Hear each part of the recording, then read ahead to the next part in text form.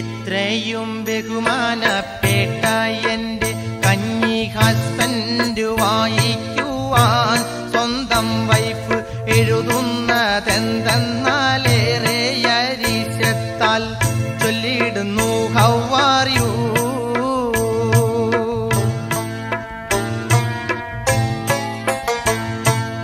ഞങ്ങൾക്കെല്ലാം സുഖമാണിവിടെ എന്ന് കരുതി സന്തോഷിക്കണ്ട കാലമാട, നിങ്ങൾക്ക് അവിടെ പോവല്ലാത്ത ബിസിയെന്ന് കേട്ടപ്പോ കലി കയറി.